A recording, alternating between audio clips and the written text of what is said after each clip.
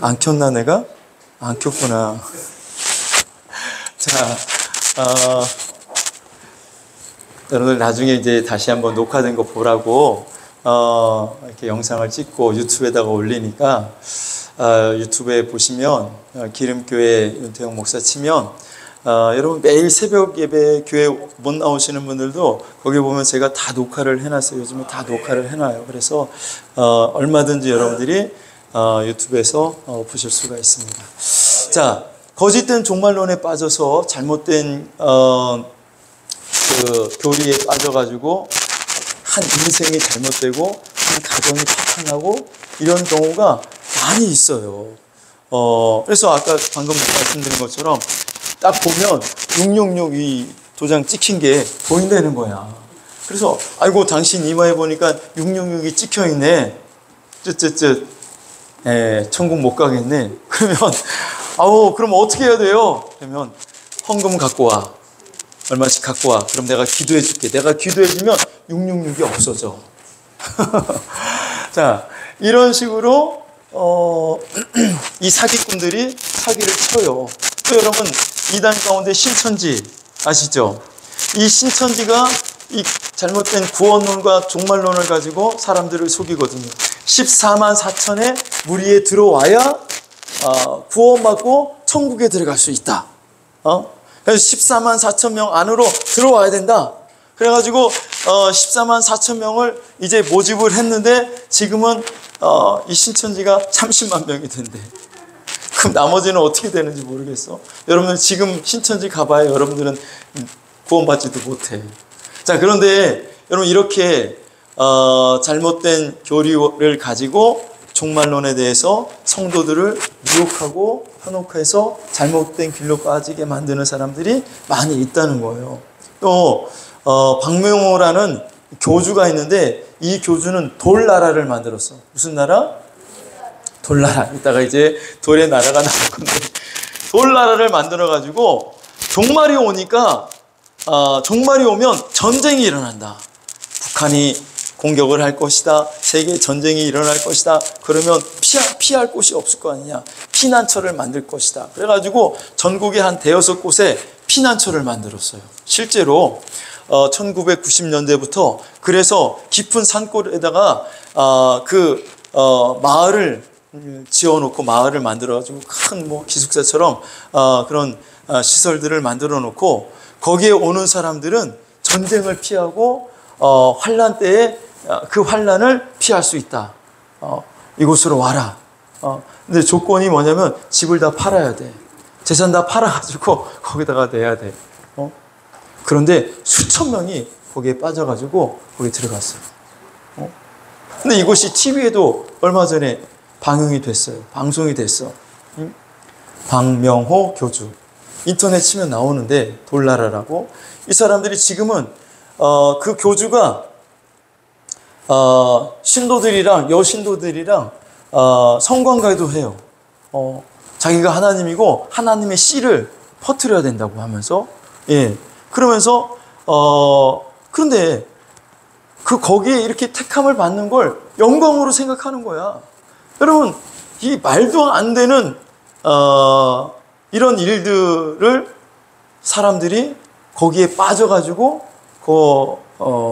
거기에 지금 들어가 있단 말이에요. 그래서 우리나라 이제 TV에도 방영이 되고 막 그러니까 이 사람이 브라질로 갔어요.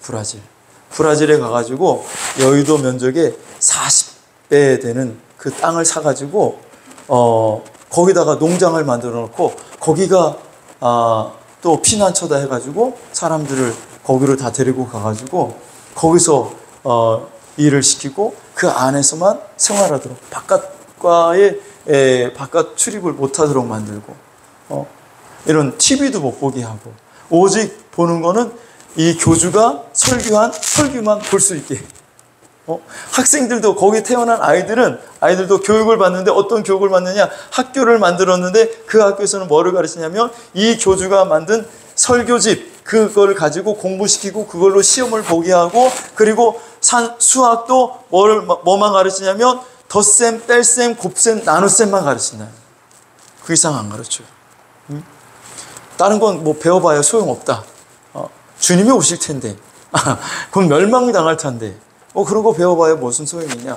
세상에 나가서 출세가 무슨 소용이 있냐? 전쟁이 일어나는데, 그 전쟁에 피할 곳을 만들어야지. 여기가 피난처다. 해가지고 자기 딸도 막, 교주한테 내주는 거예요. 이런 일들이 일어나는데, 인터넷이나 이런 데 보면 부정적인 이야기가 안 나와요. 왜 그러냐면, 이 돌나라 그 신도들을 이 교주가 다 그 SNS나 뭐 이런 데 다 가입을 시켜가지고, 나이 70, 80이 돼도 인터넷에 들어가가지고 어떤 부정적인 보도가 나오면 긍정적인 이야기, 긍정적인 말을 막 거기다가 그냥 집중적으로 해가지고 그 부정적인 이야기는 다 밑으로 깔아앉아가지고 사람들이 볼 수가 없도록 만드는 거예요.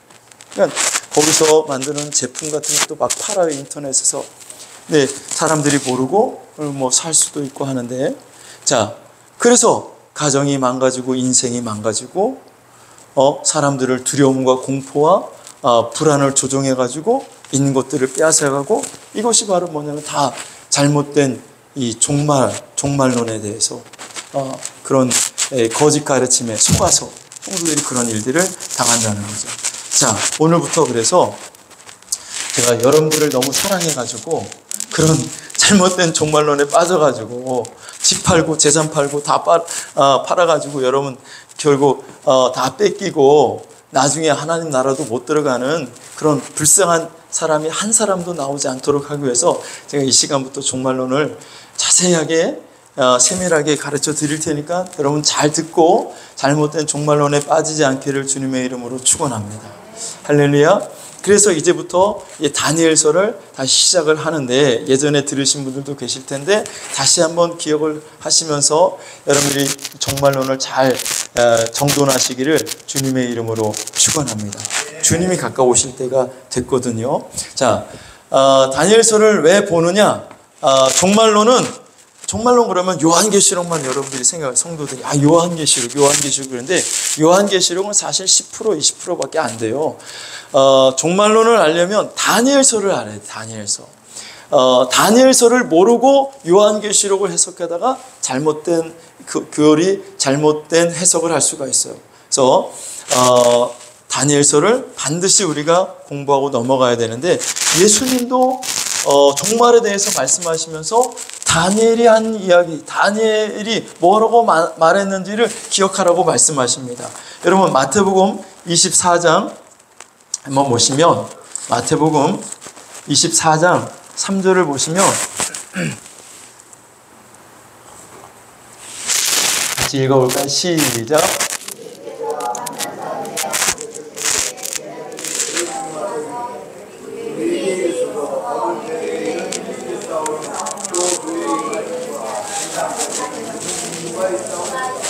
자, 제자들이 예수님께 와서 물어봤어요. 세상 끝에는 어떤 일이 일어나겠습니까? 세상 종말이 온다고 하는데, 주님 마지막 때에 대해서 주님 말씀하시는데, 그 마지막 때가 언제쯤이고 그때에는 어떤 일들이 세상에 일어나겠습니까? 그 징조가 무엇입니까? 라고 예수님께 질문하죠. 마태복음 24장에 쭉 예수님께서 말씀을 하시면서, 그러면서 이제 15절에 뭐라고 말씀하시는지 보세요. 15절 시작. 그러므로 너희가 선지자 다니엘이 말한 바 멸망에 가증한 것이 거룩한 곳에 선 것을 보거든 읽는 자는 깨달을지니요. 자, 예수님께서 지금 종말에 대해서 말씀하고 있단 말이에요. 제자들이 세상 끝에는 무슨 징조가 일어나겠습니까? 라고 예수님께 물었어요. 예수님이 쭉 징조에 대해서 말씀하시면서, 그러므로 너희가 선지자, 누가 말한 바? 다니엘이 말한 바. 다니엘이 말한 것이 어디에 기록되어 있어요? 다니엘서에 기록되어 있잖아요. 다니엘이 말한 바 멸망에 가증한 것이 거룩한 곳에 선 것을 보거든. 자, 예수님이 지금 종말을 이야기하면서 누구 이야기를 하는 거예요? 다니엘이 말한 것을 주목하라. 그래서 우리가 종말에 대해서 이야기할 때 다니엘서를 반드시 이야기를 하는 겁니다. 자, 예수님이 뭐가 부족한 것이 있다고 다니엘서를 주목하라고, 다니엘이 말한 것을 기억하라고 말씀하시느냐? 다니엘서도 만드신 분이 사실은 예수님이셔요. 자, 그렇기 때문에 예수님은 그 종말을 너희들이 알려면 다니엘을 알아야 돼. 다니엘이 뭐라고 말했는지를 너희들이 기억해야 된다. 다니엘서로 돌아가라고 말씀을 하시는 거예요. 자, 다니엘서를 모르면 종말이 풀리지가 않아요. 종말론 요한계시록이 풀려지려면 다니엘서가 이해가 돼야 되는 거예요. 할렐루야. 자, 그래서 우리가 종말론에 대해서 이제 시작을 하면서 우리가 다니엘서를 시작을 하게 됩니다. 자, 이 다니엘이 어떤 사람이냐? 자, 다니엘은 유대인이에요. 다니엘은 누구라고요? 유대인. 이스라엘 사람. 유대인인데, 다니엘은 시대를 잘못 타고 났어. 여러분들은 시대를 잘 타고 났어요? 잘못 타고 났어요? 잘 타고 났죠. 뭐. 얼마나 여러분 시대를 잘 타고 났어요. 세종대왕이 뭐 전철을 타봤겠어요? 버스를 타봤겠어요? 브라보콘을 먹어봤겠어요? 얼마나 좋은 시대에 태어났어요. 이런 더운 여름에 에어컨 바람이 어디서 나와? 자, 여러분 좋은 시대에 태어났잖아요. 다니엘은요, 시대를 잘못 타고 났어요. 다니엘이 태어날 때 다니엘이 살아가는 그 청소년 시기에 유대 나라가 망해요. 멸망을 당한다고. 어디에? 바벨론이라는 나라에. 바벨론이 침략을 해서 당시 예수님이 오시기 전 586년에 유대 나라가 완전히 멸망을 당하고 예루살렘 성전이 파괴가 되고 그리고 유대 백성들이 바벨론의 포로로 끌려가게 된 거예요. 자, 그 포로로 끌려간 사람이 누구냐면 다니엘이었어요. 다니엘이 포로로 끌려갔어요. 자, 그 당시에 바벨론 왕은 느부갓네살이라는 왕이요. 그 왕 이름이 뭐라고요? 느부갓네살. 바벨론의 왕이 누구라고요? 느부갓네살. 자, 역사적으로 보면 바벨론의 왕이 느부갓네살 1세가 있고 느부갓네살 2세가 있습니다. 자, 그런데 바벨론이 가장 번영을 누리고 있을 때가 느부갓네살 2세 때, 오늘 성경에서 말하고 있는 다니엘이 포로로 잡혀갔던 그 느부갓네살 왕이 바로 역사적으로 볼 때는 느부갓네살 2세입니다. 자, 느부갓네살 왕이 있는데 이 느부갓네살 왕은 하나님을 알지 못하는 왕이었어요. 당연히 이방 나라 왕이니까 이방의 그 신들, 우상을 섬기던 왕이 바로 이 느부갓네살 왕이었죠. 자, 그런데 이 느부갓네살 왕은 굉장히 머리가 비상한 사람이야. 지혜로운 사람이야. 하나님을 섬기지 않음에도 불구하고 지혜가 있었어요. 그래서 각 나라에서 포로로 잡아온 그 포로들 가운데 눈빛이 살아있고 똑똑한 그런 유능하게 보이는 사람들을 따로 모아다가 그들을 따로 교육을 시킨 거야. 바벨론의 모든 학문, 당시에 바벨론의 이 천문학은 지금도 따라가지 못할 정도로 별을 보고 그 사람들이 예수님이 태어나는 곳을 찾아오잖아요.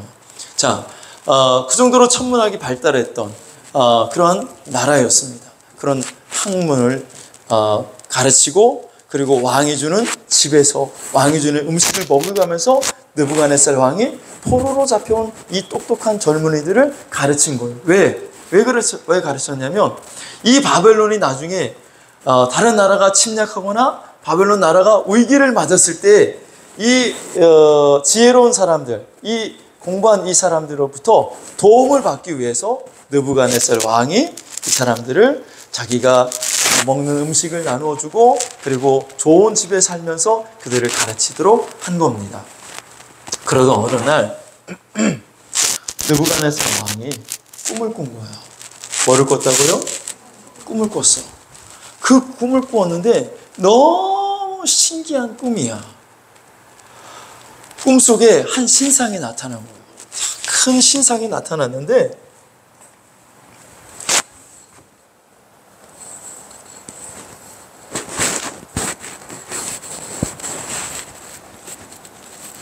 큰 신상이 나타났는데 머리는 금이래. 금으로 되어 있고 가슴은 은으로 되어 있고 배와 넓적다리는 노수로 되어 있고 그 다음에 다리 종아리는 쇠로 되어 있고 그 다음에 열 발가락은 철과 흙이 섞여 있는 것을 본 거예요. 철과 흙이.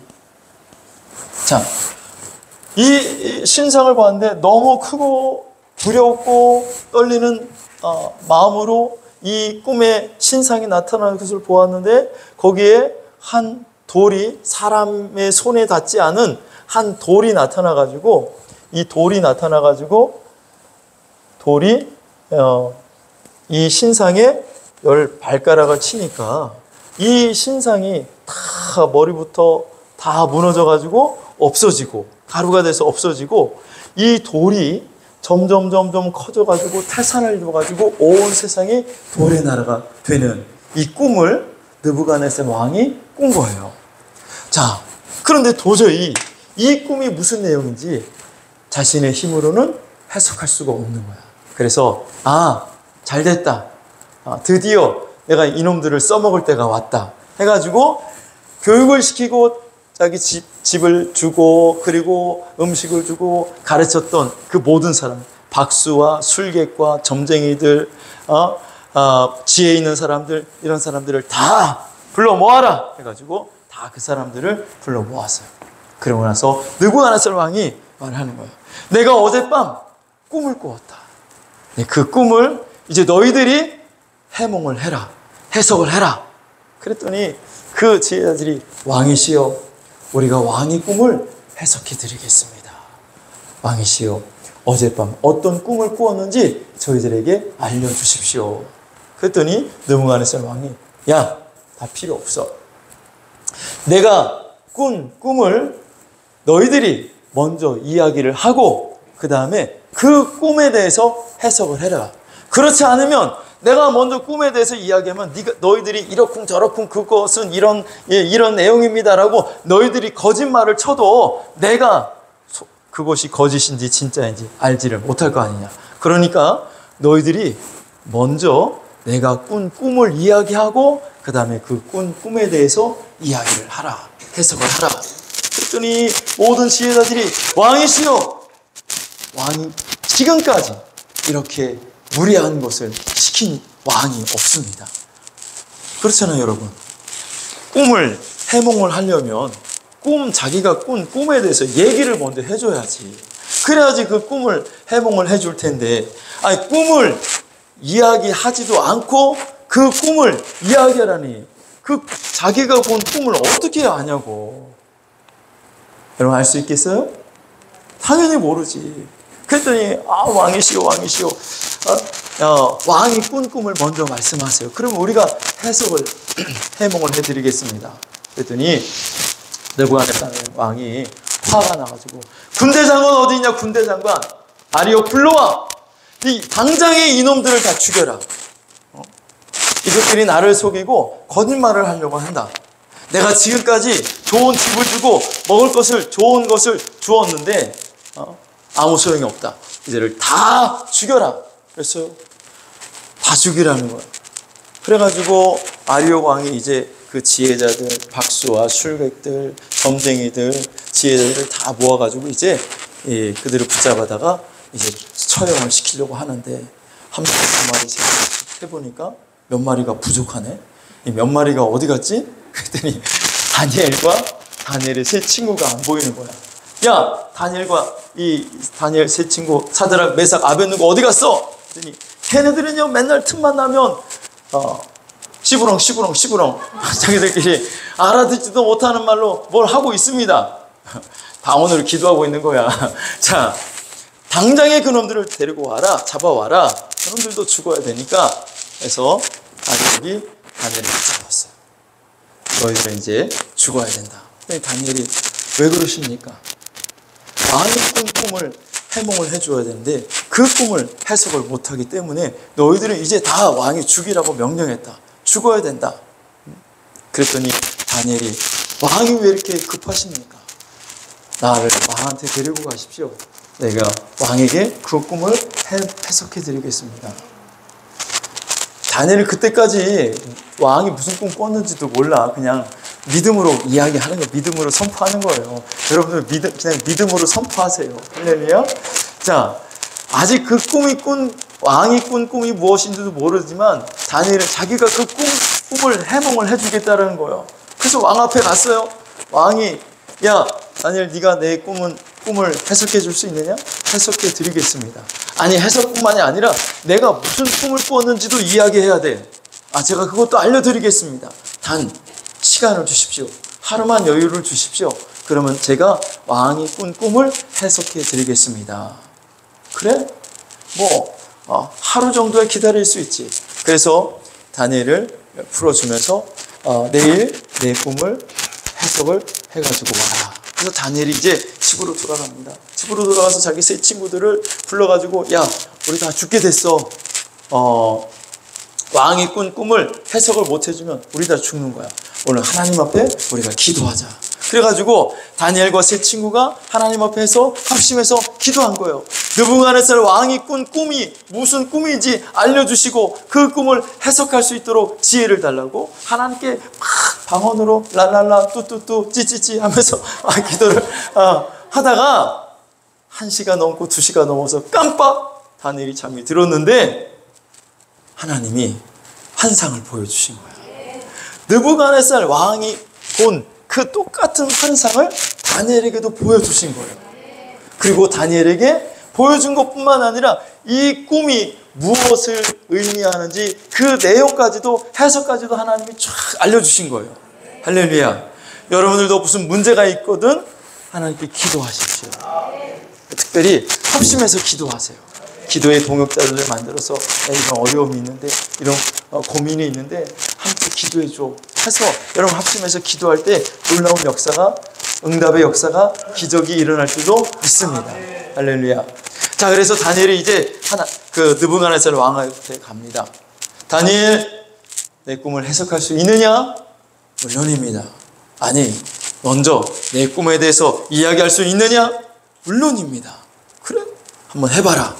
그랬더니 왕이시여, 왕이 꿈속에서 한 큰 신상을 보았습니다.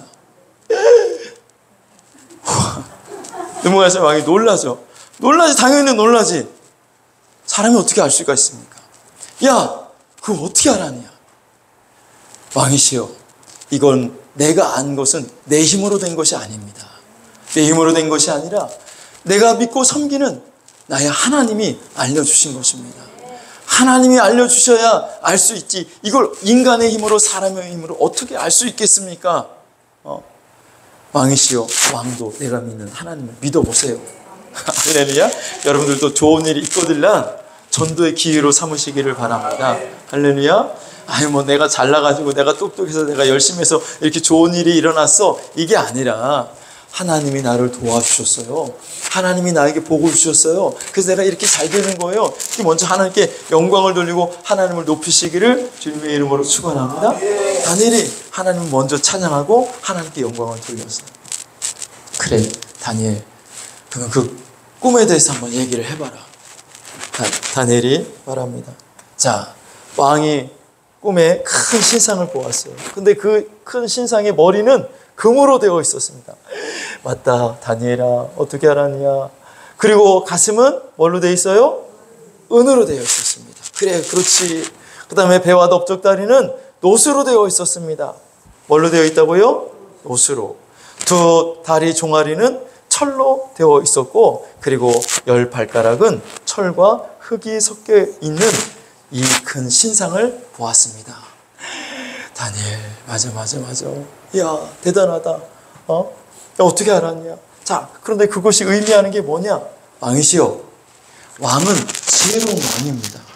그래서 하나님께서 왕이 늘 고민하고 생각하던 세상의 역사가 어떻게 진행될지를 하나님은 이 꿈을 통해서 보여주신 것입니다. 자, 느부갓네살 왕이 지금 자기가 다스리는 이 바벨론 제국, 그 큰 제국이 자기가 있을 때에는, 자기가 다스릴 때는 엄청난 부귀와 영화를 누리고 있지만, 그 다음에 자기가 죽은 다음에는 이 나라가 어떻게 될지, 또 세상의 역사는 어떻게 진행되어 갈지, 그것이 늘 궁금하고 고민이었는데, 하나님이 왕을 생각하셔서 그 왕이 장래되어질 이 일들을 하나님이 왕에게 보여준 겁니다. 자, 금은 바로 바벨론을 말합니다. 바벨론. 금은 뭐라고요? 자, 머리는 금이요. 금은 바벨론이고 이 바벨론은 바로 느부갓네살 왕을 말합니다. 그러나 이 바벨론의 역사가 영원 무궁한 것이 아닙니다. 바벨론이 종말이 올 것이고 끝이 나고 바벨론 대신 다른 나라가 등장할 것인데 어떤 나라예요? 다 나와 있잖아. 보고 따라해 보세요. 뭐라고요? 예, 메데 페르시아. 바로 성경에는 바사라고 나옵니다. 메데 페르시아가 나올 것이고 이때의 왕은 고레스가 다스릴 겁니다. 고레스. 누구요? 고레스. 자, 그러나 이 나라도 페르시아도 영원할 것 같지만 이 페르시아도 끝날 때가 오고 망할 때가 오고 페르시아의 뒤를 이어서 노시라는 나라가 등장하는데 이 나라는 바로 헬라입니다. 헬라. 뭐라고요? 헬라. 자, 헬라를 다스리는 그때 당대의 왕은 알렉산더입니다. 알렉산더. 자, 헬라도 영원할 것 같지만 헬라도 끝이 옵니다. 멸망할 때가 오고요. 헬라 뒤에 다른 나라가 등장합니다. 그 나라가 어디예요? 로마. 그렇죠. 로마가 등장할 것입니다. 자, 로마는 두 다리로 되어 있어. 왜 두 다리로 되어 있어요? 로마가 동로마, 서로마로 되어 있기 때문에 다리가 두 개로 나와 있어요. 자, 그 다음에 10발가락, 철과 흙으로 섞여 있는 이 10발가락은 미래에 나타날 10나라를 말합니다. 10발가락은 뭐라고요? 미래에 나타날 나라, 미래의 나라. 자, 그래서 이 미래의 나라가 나타나는데 거기에 돌이 하나가 나타났어요. 사람 손에 닿지 아니한, 손으로 다듬어지지 아니한 이 돌이 나타나서 어디를 쳐요? 10발가락을 친 거예요. 자, 그랬더니 이 동상이 와르르르 무너지고 돌이 점점 커져가지고 세상이 온통 돌의 나라가 되었다. 이 돌이 무엇이냐? 이 돌이 바로 예수 그리스도를 말합니다. 자, 이 신상을 왜 보여줬다고요? 장래에 일어날 일을 알려주기 위해서, 세상의 역사가 어떻게 진행되어질 것을 알려주기 위해서 이 신상의 꿈을 하나님이 느부갓네살 왕에게 보여주었다라는 거예요. 자, 그러니까 세상의 역사는 이대로 그대로 진행이 되었어요. 그렇죠? 바벨론이 망하고 페르시아가 등장했지만 페르시아도 망하고 헬라가 등장하고 헬라가 등장했지만 헬라도 역시 망하고 로마가 등장하고 그 다음에 이제 로마가 끝나고 미래에 이제 10나라가 세워지는데 여기까지 그대로 이 예언한 그대로 세상의 역사가 진행이 되었어요. 할렐루야. 자, 그렇기 때문에 이 역사학자들, 고고학자들, 또 자유주의 신학자들이 뭐라고 말하냐면 다니엘서는 다니엘이 기록한 것이 아니다. 다니엘은 이때 사람이잖아요. 바벨론의 포로로 잡혀왔는데 포로로 잡혀와 있는 다니엘이 뒤에 일어날 나라들의 이름까지 보면 이제 헬라라는 나라의 이름까지 정확하게 기록이 되어 있어요. 다니엘서에 보면. 자, 뒤에 일어날 이 세상의 역사를 어떻게 살아보지도 않고 그대로 예언을 했고 그 예언한 대로 그대로 세상의 역사가 이루어졌느냐. 그러니까 다니엘이 이 다니엘서를 기록한 것이 아니라 이 세상의 역사를 다 여기까지 살아온 어떤 사람이, 다른 사람이 다니엘서를 기록했을 것이다라고 이 자유주의 신학자들이 주장을 하는 거예요. 자, 그러나 이 성경은 다니엘서는 다니엘이 기록한 거예요. 이 세상의 역사가 진행되기 전에 이미 하나님께서 다니엘에게 이 꿈을 해석을 하게 하시고 세상의 역사가 어떻게 진행될 것을 미리 예언으로 알려주신 거예요. 할렐루야. 하나님은 이 세상을 주관하시고 이 세상의 역사를 주관하시는 분이 하나님이에요. 하나님이 세상의 역사가 어떻게 진행될 것을 하나님이 왜 모르시겠어요? 그러니까 여러분, 하나님이 예언대로 하나님이 알려준 대로 세상의 역사가 진행이 된 거죠. 자, 이것이 언제 증명이 되느냐면 이스라엘이 독립을 하는데 1948년 5월에 이스라엘이 독립을 합니다. 이스라엘은 나라가 없이 2000년을 살아요. 나라 없이. 로마에 의해서 헬라와 로마에 의해서 완전히 나라를 잃죠. 유대 백성들이 다 세상에 뿔뿔이 다 흩어져 삽니다. 유럽으로 뭐 아시아로 전 세계로 다 흩어져서 살게 되는데, 자, 그 시간이 2000년이에요. 2000년.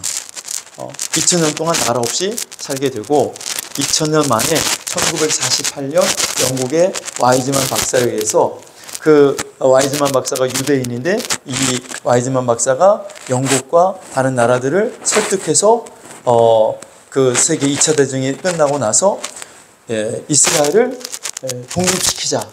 그래가지고 이스라엘이 독립이 돼요. 자, 우리나라는 건국이 언제 되냐면 1948년 8월 15일이죠.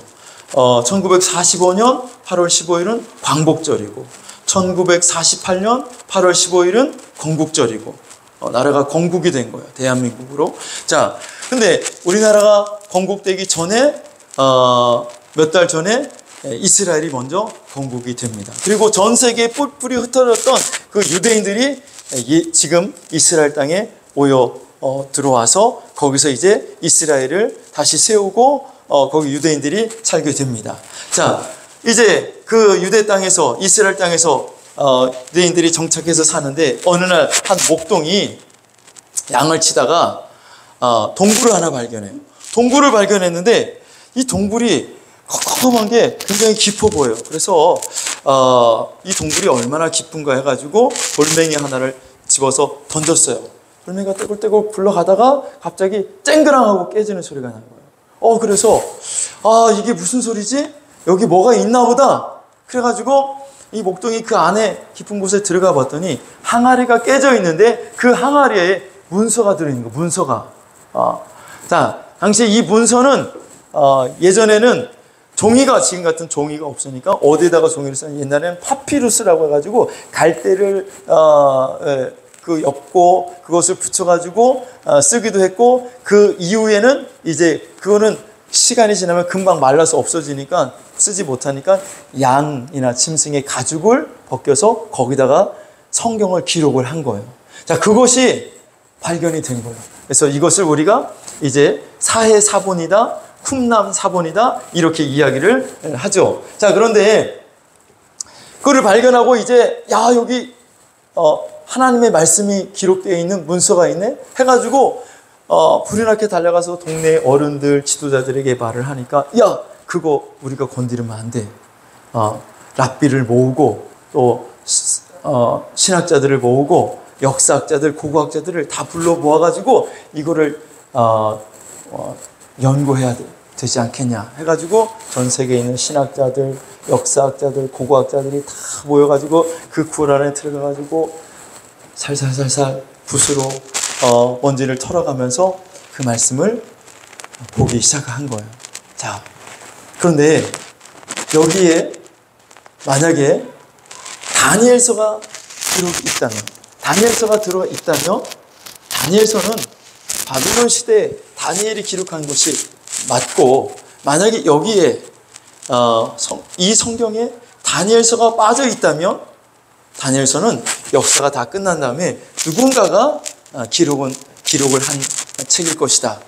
자, 그래가지고 이제 자유주의 신학자들 해가지고 성경을 연구하는 사람들, 뭐 고고학자들, 역사학자들이 다 가지고 살살 들여서 보았더니 다니엘서가 있었겠어요, 없었겠어요? 있었어요. 할렐루야. 다니엘서가 거기에 있는 거예요. 자, 이 사해사본, 쿰람사본이라고 하는 이 사본은 원본이 아니야. 성경의 원본은 지금 없어요. 자, 사본은 원본을 베껴 쓴 것을 사본이라고 하는 거예요.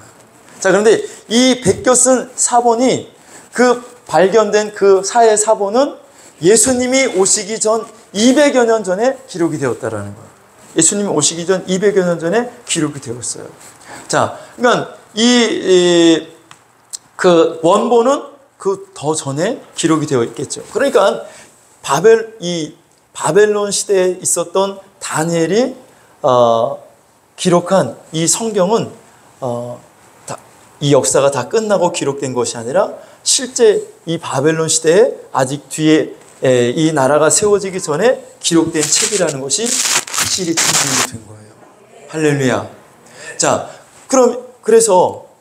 그래서 이 예언대로 바벨론이 망하고 페르시아가 등장하고 페르시아가 망하고 또 헬라가 등장하고 헬라가 망하고 또 로마가 등장하고 또 로마가 망하고 이제 마지막 열 나라가 등장을 할 겁니다. 자, 이 모든 역사가 그대로 1.1획도 틀림이 없이 그대로 진행이 되었어요. 할렐루야. 그러면 마지막 남은 이 돌이 와서 이 세상을 치면 세상의 역사는 끝나고 돌의 나라가 이루어진다는 거죠. 이 마지막 예언만 남은 겁니다. 이 예언도 그러면 일어날까요? 일어나지 않을까요? 반드시 일어난다는 거예요. 주님이 오실 때가 분명히 있다는 겁니다. 할렐루야. 재림이 오시면 세상의 역사는 끝나는 거예요. 여러분의 역사가 이 세상의 역사가 계속 영원토록 진행될 것 같아요? 아니요. 반드시 끝이 옵니다. 끝이 와요. 지금 우리 믿는 사람들보다 더 세상의 종말을 말하는 사람들이 있어요. 환경학자들, 자연과학자들, 이런 사람들이 곧 지구는 멸망한다는 거예요. 지구는 끝난다는 거야. 지금 여러분 세계 곳곳이 이상기후 때문에 여러분 난리잖아요. 여기저기 막 산불이 일어나는데 그냥 산불이 아니야. 막 엄청난 섬 전체를 막 다 태우고 홍수가 나는데 중국에는 막 난리가 났어. 자, 그런 걸 보면서 믿지 않는 세상의 과학자들, 믿지 않는 그런 환경학자들, 이런 사람들이 지구의 멸망이 곧 다가온다라고 이야기를 합니다.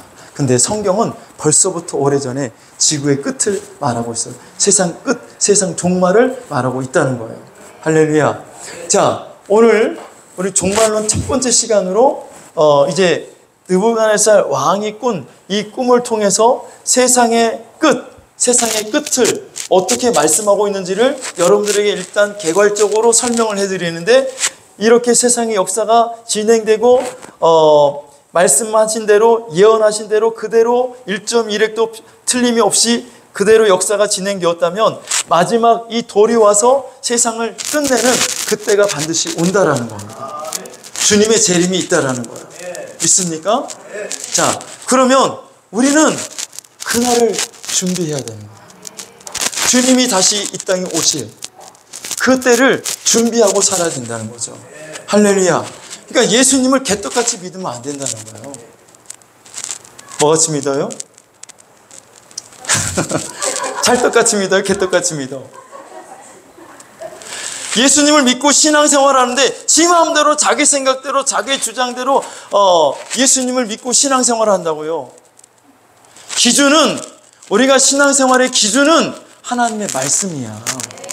하나님의 말씀이 믿음의 기준이고 신앙의 기준이 되어야지 내 생각의 기준이 되면 안 돼요. 근데 자기 멋대로, 자기 임의대로 하나님의 말씀은 이렇다라고 말하는데, 나는 내 생각에는 이래. 자기 마음대로 예수를 믿고 자기 마음대로 신앙생활을 해요? 마지막 주님이 이 땅에 오셔서 재림해 오셔서 심판하실 때 주님이 무엇을 가지고 심판하시는지 아세요? 하나님의 말씀을 가지고 심판하시는 거예요. 하나님의 말씀이 심판의 기준이 되는 거예요. 그래서 그 말씀대로 산 사람들은 예수님 오른편에 양의 무리에 소개되고, 그 말씀을 기준으로 해서 그 기준에 미합하는 사람들은 예수님 왼편에 염소의 무리에 서게 되는 거예요. 오른편에 있는 양의 무리는 하나님이 예비하신 그 영원한 나라에 들어가는 것이고, 왼편에 있는 무리는 마귀를 위해서 예비된 그 영원한 불 속에 던져지게 된다고 말씀하고 있습니다. 여러분, 신앙생활, 여러분 생각이 기준이 되면 안 돼. 하나님의 말씀이 기준이 되어야 되는 거예요. 하나님의 말씀이 이렇다면 그런 줄 알고 우리는 그 말씀에 순종하면서 살아야 되는 거예요. 할렐루야. 제가 오늘 일부 예배 때도 주일 성수 잘하라고 말씀을 드렸어요. 안식일을 기억하여 거룩하게 지키라라고 하나님 말씀하셨으면 그 말씀이 내 삶의 기준이 되어서 안식일을 기억하여 거룩하게 지키는 거예요. 그런데 거룩하게 지켜요? 주일을 거룩하게 지키고 주일 성수 온전하게 하냐고요. 아, 목사님 직장이 그래서 직장이 기준이야? 하나님의 말씀이 기준이지. 하나님의 말씀이 기준이지.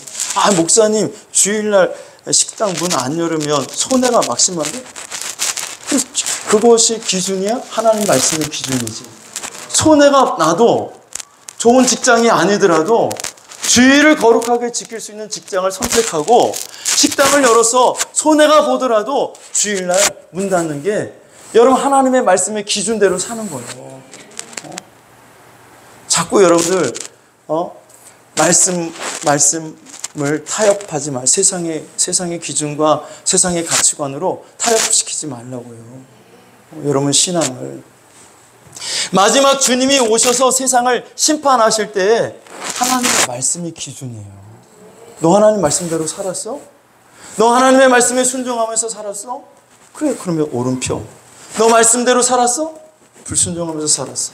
너 말씀에 순종하면서 살았어? 말씀을 거역하면서 살았어. 너 왼편이야. 아, 그때는 환경이 정말 어려웠어요. 환경이 기준이 아니야. 하나님의 말씀이 기준이야. 하나님의 말씀대로 살아야 되는 겁니다. 할렐루야. 목회자의 양심상 여러분들에게 타협할 수 없어요. 제가 옛날에 교회 어떤 청년이 카페를 열었는데 주일날 물어내야 돼.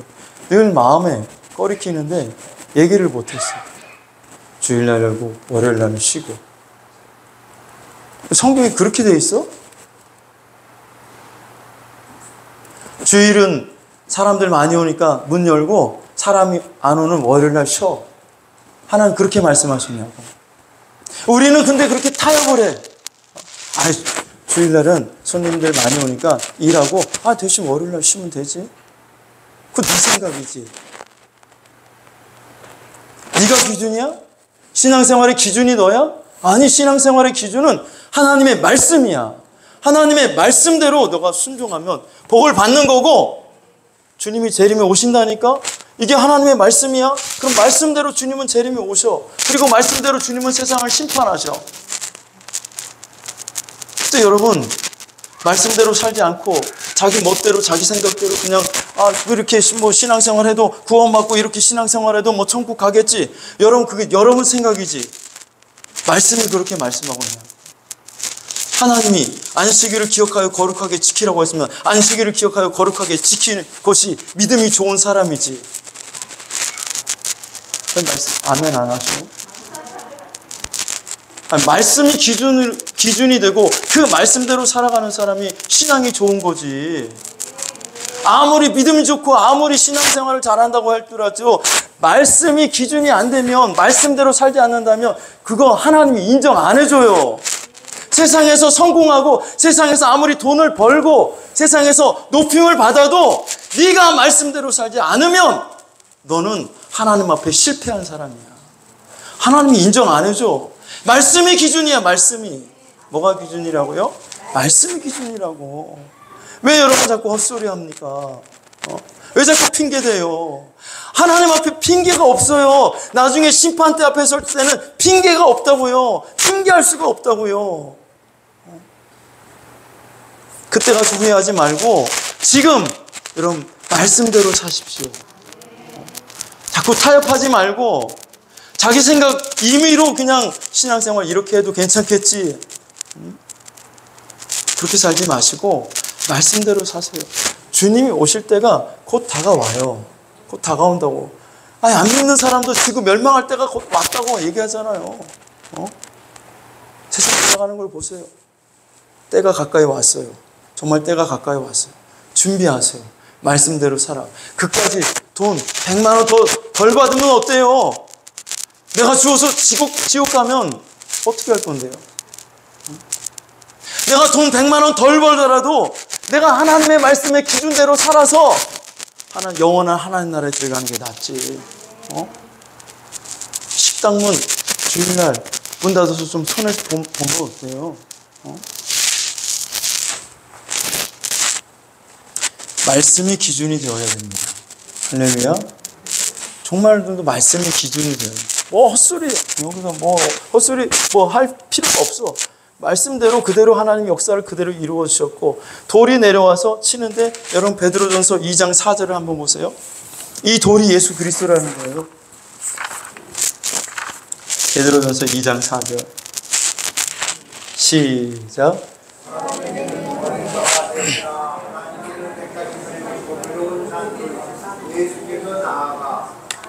자, 예수님을 뭐라고 그랬어요? 보배로운 산돌. 산돌. 보배로운 산돌이신 예수께 나아가. 그러니까 느부갓네살 왕이 꿈을 꾸었을 때 사람이 손대지 아니한 그 돌이 나타나서 이 마지막 세상의 열 나라를 치니까 세상의 역사가 끝나고 주님이 다스리시는 그 나라, 메시아의 나라가 이 땅에 세워지게 되었다라는 거예요. 7절 말씀 읽어볼까요? 7절 말씀 시작.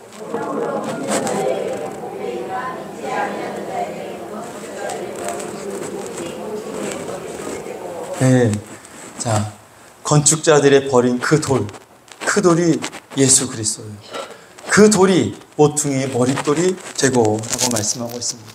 자, 산 돌이신 예수께서 이 땅에 재림에 오실 때가 다가옵니다. 그날을 준비하세요. 늘 준비하세요. 내가 살아있을 동안 주님이 안 오실 수도 있어요. 이것은 세상의 종말, 우주적인 종말을 말한 거예요. 그러나 개인적인 종말이 있잖아요. 우리 다 죽잖아요. 죽은 다음에 심판대 앞에 선다고요. 개인적으로 서게 된다고요.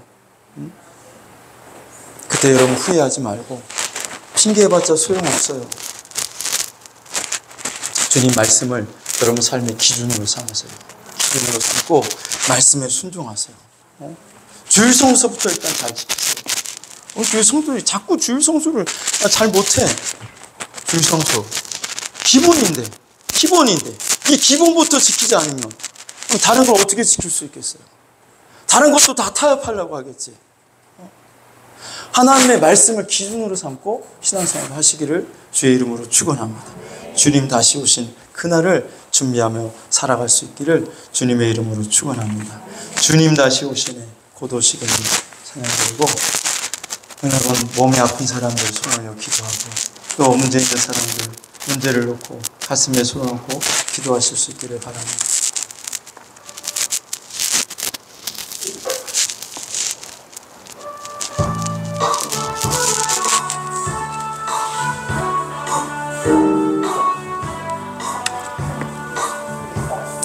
주님 다시 오시네 곧 오시겠네 깊은 잠을 깨어나 나팔 불며 오시는 신랑 예수님 어서 맞으러 가자. 크고 놀라운 불같은 그날이 새벽같이 오리라. 할렐루야 할렐루야 주여 어서 오소서. 주님 다시 오시네 곧 오시겠네 깊은 잠을 깨어나 구름 타고 오시는 신랑 예수님 어서 맞으러 가자.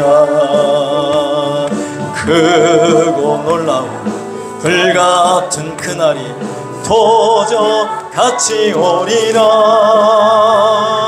할렐루야 할렐루야 주여 어서 오소서. 주님 다시 오시네 곧 오시겠네 깊은 잠을 깨어나 노을 밝고 오시는 신랑 예수님 어서 맞으러 가자. 크고 놀라운 불같은 그날이 죽음같이 오리라. 할렐루야 할렐루야 주여 어서 오소서. 다같이 주여 삼창하시고 통성으로 기도합니다. 주여 주여 주여. 할렐루야. 살아계신 아버지 하나님, 그렇습니다. 주님 오실 때가 곧 가까이 왔는데 아버지 하나님 나는 어디에 정신을 팔고 살고 있습니까? 나는 어디에 마음을 빼앗기고 살고